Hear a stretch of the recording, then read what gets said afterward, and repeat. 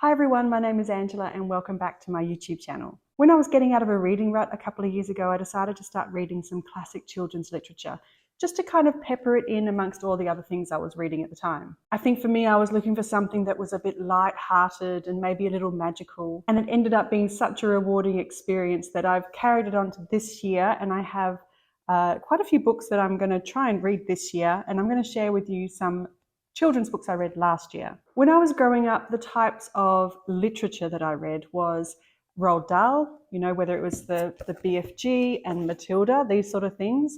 I also read a lot of Enid Blyton, and then of course there was some Grimm's fairy tale type stories like Red Riding Hood and Cinderella. As I got older, I started to get into other series like Nancy Drew, The Babysitter's Club, and Sweet Valley High, which I loved. There was something so romantic. I mean, growing up, we were so far away from America at the time. I feel like we're almost neighbours now with the way we're connected socially. But at the time, the idea of these two blonde, blue-eyed, beautiful twins going to school and high school and being so popular and cheerleaders, and one's a bookworm and one's a rebel, and it was just, that really did float my boat.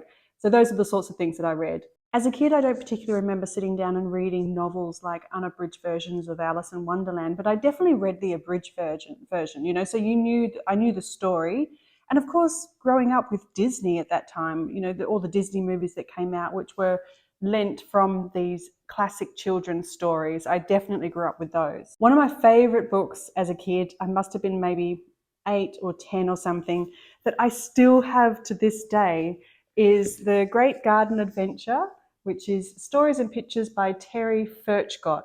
And this is probably British, I don't know, but the illustrations I just loved. It's in the worst condition ever, but it's about these, oh my gosh, it's about these two kids who, instead of getting into mischief with the rest of their friends, they end up finding this abandoned lot and they turn it into like this allotment vegetable garden.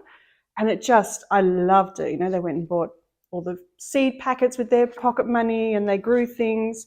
And then after they had grown everything, they took their harvest home to their mum, and I loved it. It is so nostalgic for me to still have this, really, really sentimental. I don't know how it's possible because I am not a hoarder. I will get rid of things and regret it pretty soon after. But that's definitely something that I loved. So I can see how this contributed to my love of gardening as an adult, being outdoors in nature, and probably why I like to follow the rules, because these two main characters in here are definitely do-gooders. I mentioned before that I started reading children's classics to get me out of a reading rut, and so that's definitely one reason why I would recommend reading children's books, in particular classics. These aren't picture books, these are from ages 9 and up, so they are novels, they are stories with a plot line. But kids' books are fun, they focus on fun, adventure, relationships.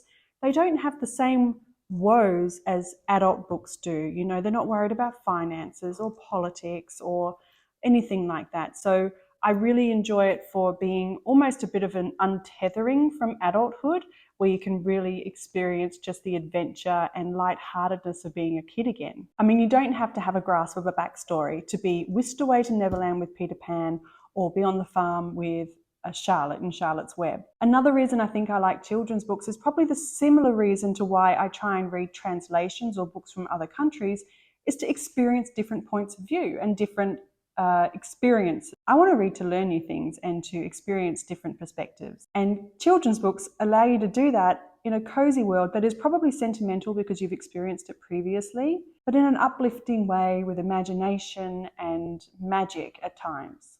We have so many stresses as adults, so why not actually escape the world into children's literature and just have an adventure and just get back to being a kid again? I also do love that these classics are kind of analog. They're not having to worry about social media and all that kind of stuff. They're just, getting through school, or perhaps they're even, maybe wartime might be the biggest thing they've got to worry about. But in terms of, it's just simple life, it is just focused on family and just getting through their routine. So I really do like that feeling of being untethered.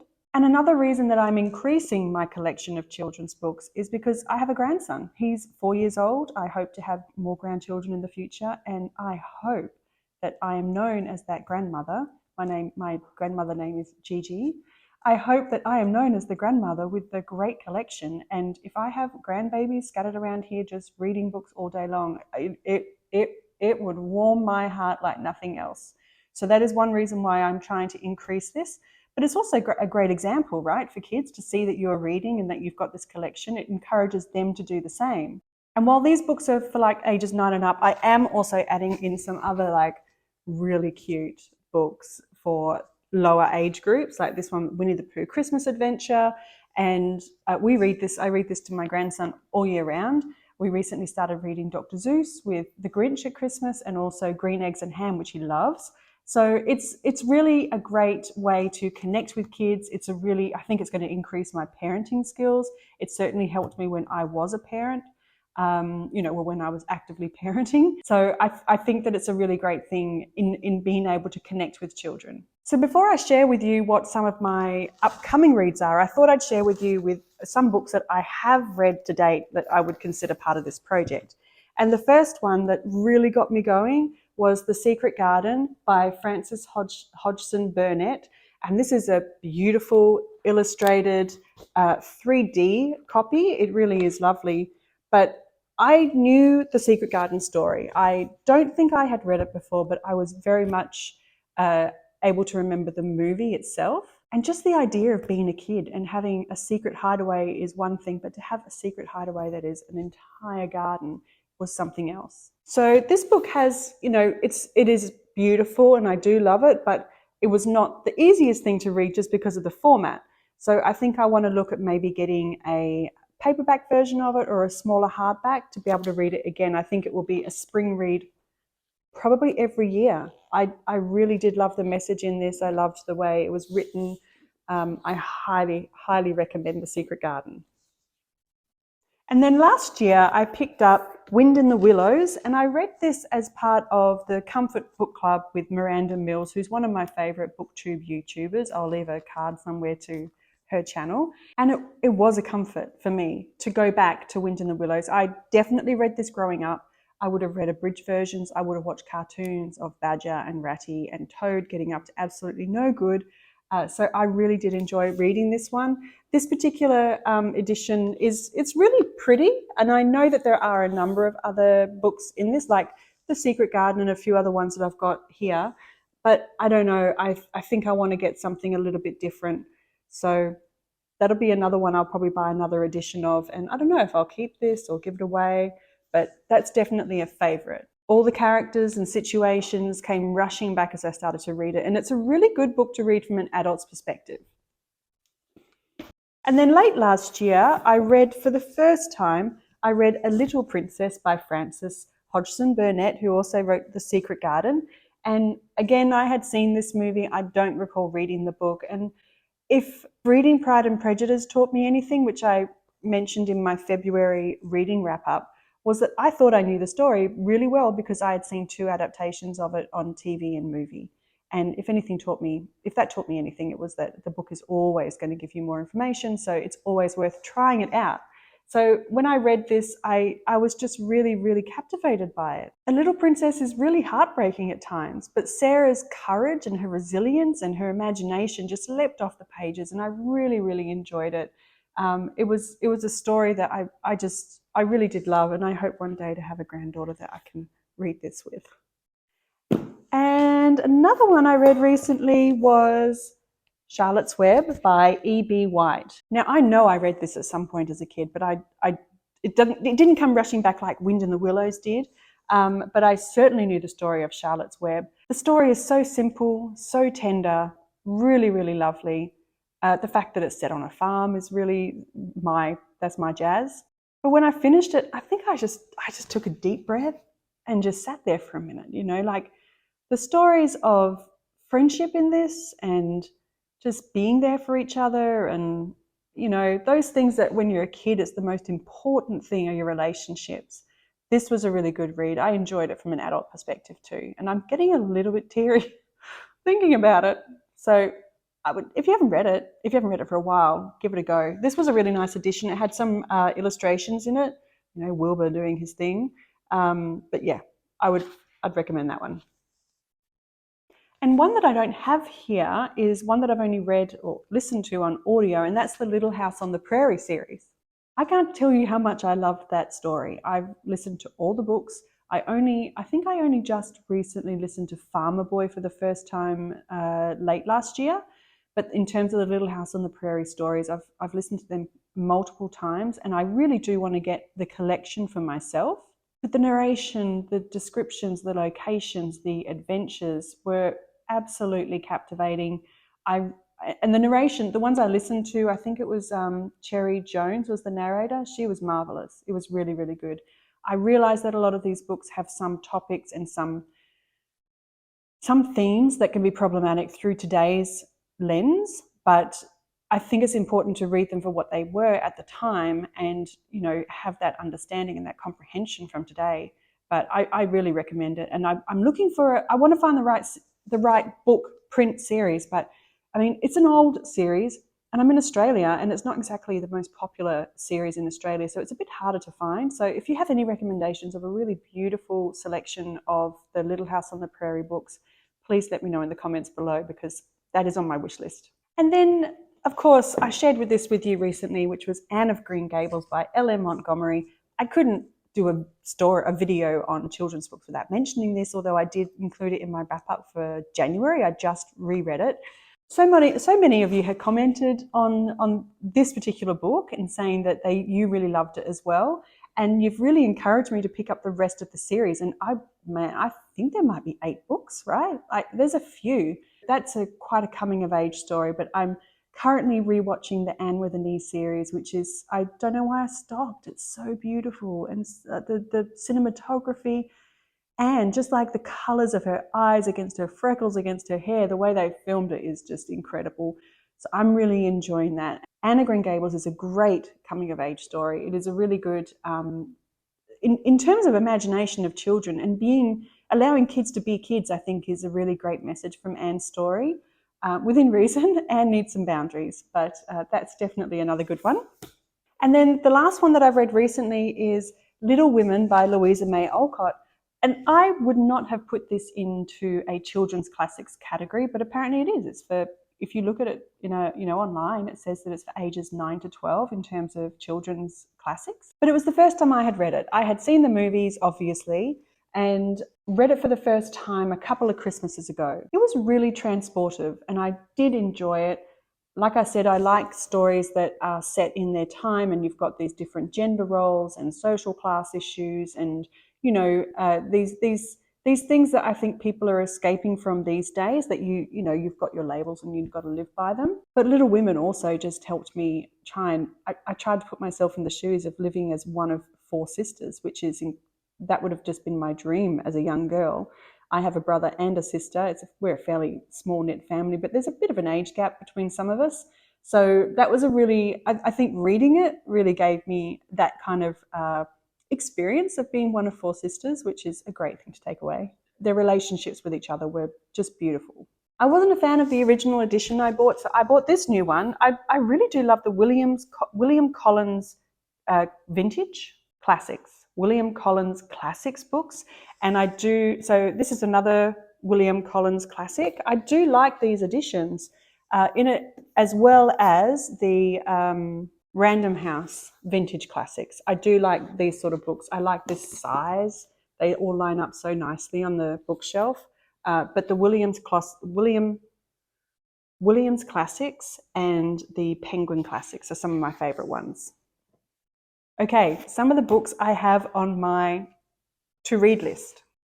The first one I have is Bambi, A Life in the Woods by Felix Salten. I think I'm waiting for much cooler weather to read this one. I am a mood reader and a seasonal reader, and I think a large chunk of this story takes place in winter. That's certainly when the most pivotal moment happens. So Felix Salten is an Austrian writer and poet. So this was originally written in Austrian, and it's actually described as a coming-of-age book. So Bambi's life is upended, his loving life with his mother is upended in the woods when his mother is killed by a hunter and he has to fend for himself. And eventually he becomes this stag and he has his own mate. And I'm really looking forward to reading this one. There is a few illustrations through here. But yeah, had no idea it was a whole book, which is such a treasure to find out. So I'll be reading that one this winter. The next one I have on my TBR is Heidi by Johanna Spyri. It's probably a bad pronunciation of her Swiss name. She's a Swiss writer. But I know this story. I know I read this story, and I know it was a favourite of mine. Heidi, I think I really identified with. I spent a lot of my youth outdoors. I loved hanging out with animals. Unfortunately, I grew up in the hot and arid Pilbara desert, so it was nothing like the Swiss mountains or the Alps. But and I think that's probably why I liked it, right? The story is that Heidi is a young girl living with her grandfather in the Alps. She loves spending days outdoors, hanging out with the animals, picking flowers, and she eventually she's chosen to become a companion for this young girl who is injured. She's ill, and so she goes to the big city with this girl. And it's a really beautiful story, and I think the thing that stuck with me, which will be interesting to read through adult eyes, was just Heidi knew her truth. She really knew who she was, she knew what she loved, and she didn't want to compromise that. And I can't recall how things changed in the end. I do think I remember the ending, but I'm not 100%. But that's definitely up on my list this year. I'm thinking I might read that this month. And of course, we all know the story of Peter Pan by J.M. Barrie. I don't know, if you've read this, tell me. If you've read any of these, let me know, because I feel like a lot of these stories we're just told as kids and maybe we know them through osmosis, but we haven't actually read them. Peter Pan, I have been watching this Disney movie on loop when my grandson is here. He loves it. And isn't it just the most amazing thing to be able to share your favourite childhood experiences with your next generation? I did it with my stepkids. I do it with my grandkid now. But Peter Pan, I thought it was high time that I read it. And another one that I've been watching on repeat recently with my grandson is The Jungle Book. So I thought, heck yes, I'm going to read that one too. Rudyard Kipling is a little bit different in the sense that a lot of these people are children's authors. I don't think he was primarily a children's author. It's a little bit different. And he was also born in British India, so he has a connection to India where the book is set. Of course, it's about Mowgli, who is abandoned in the jungle and adopted by a pack of wolves. And I'm really looking forward to that one. So I'm going to read the synopsis for you anyway. Mowgli the man cub is raised in the Indian jungle by a pack of wolves. As he grows older, he learns the law of the jungle with the help of his friends Bagheera the panther, Baloo the bear, and Kaa the python, who try and keep him safe from the fearsome Shere Khan the tiger. Eventually, he comes into contact with his own kind and begins to question his very nature. One of the greatest myths ever told and the subject of numerous film adaptations, The Jungle Book is Rudyard Kipling's best-known work. Drawing on his own childhood spent in India, as well as ancient fables, these stories of good and evil and man and nature have captivated readers for generations. So I'm looking forward to getting those subtexts throughout, but that one's going to be fun. The next one I have is The Adventures of Tom Sawyer by Mark Twain. I think I have read it as a kid, as a teenager, but really, Tom Sawyer, Huckleberry Finn are pretty iconic characters. Even if you haven't read the book, you know about them. And the preface was really fun, actually. So I'm going to just read this. This is a great explanation of why you should read children's books. This is a preface from Mark Twain. Although my book is intended mainly for the entertainment of boys and girls, I hope it will not be shunned by men and women on that account. For part of my plan has been to pleasantly try to remind adults of what they once were themselves, and of how they felt and thought and talked, and what queer enterprises they sometimes engaged in. That's a great explanation of why you should read children's books. And to be honest, one of the reasons this one came on my radar was because I heard about a new book coming out called James by Everett Percival, which is a reimagining of the Huckleberry Finn story, but from the perspective of Jim, who was the slave. And I've just heard great things about it. It's got a lot of buzz around it. I'm not sure exactly when it comes out, if it's this first half of this year, but I want to read that. So as a result of reading this, I've got at least 2 more books to read, which will be The Adventures of Tom Sawyer, Huckleberry Finn, and then James by Percival Everett. The next book I shared with you in my recent bedtime stories, the books on my bedside table, and that is Winnie the Pooh by A.A. Milne with decorations by E.H. Shepherd. So the illustrations, I think, are all reproductions of the original illustrations, which are so nostalgic, very, very sentimental. I really love that they kept that. I haven't actually looked to see what the actual book looks. Oh,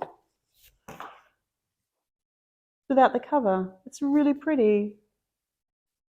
Christopher Robin with his umbrella. Put this back on. So this is the most adorable edition. This is on my bedside table now to read, and I'm currently reading Winnie the Pooh now with my grandson, just those little, stories. So I'm hoping that maybe we'll read this together when he's a little bit older. And the illustrations are so pretty. So they're just his adventures in the 100-acre woods. Oh, he's amazing. Okay, the last book I have is probably the one that's been on my shelf for the absolute longest, which is Alice's Adventures in Wonderland by Lewis Carroll. And I think this is also, so it has Alice in Wonderland and Through the Looking Glass. I mean, I've been a victim of thinking that I know the story because I've seen the movie or I've, come across it some other way, just, bedtime stories. But I know that I'm going to get something out of this. So this has been on my bookshelf for a long time. There's a few illustrations in there which are really pretty. There's even like some chess game in here. It's very interesting. But this is something that I want to read for sure. I think that it's a must read for anybody. It's such a classic tale of childhood and whimsy. I'm really looking forward to it. So that's my collection of children's books that are coming up. A little bit of a haul over the last couple of months, one that's been there for much too long on my bookshelf. But I hope you enjoyed this chat about children's books, and I hope maybe that if you haven't considered reading some classic children's literature, that you might. I don't know if I want to get into modern literature. If that's something that you read, modern children's, I mean, Harry Potter is definitely up there. I have the Harry Potter collection. I love those books. And if I read, I don't know how many there were, 1, 2, 3, 4, 5, 6, 7. If I read one every other month, I'll get these done by the end of the year. But I'm sure I'm going to come across a few more in the year that I'll want to buy. So I'd love to hear your thoughts. Have you read these? Do you have some on your wish list? Do you read modern children's books? I really want to hear from you about that. And thank you again for subscribing and for liking. I really enjoyed chatting with you guys, and I hope you have a lovely week ahead, and I will see you soon. Bye.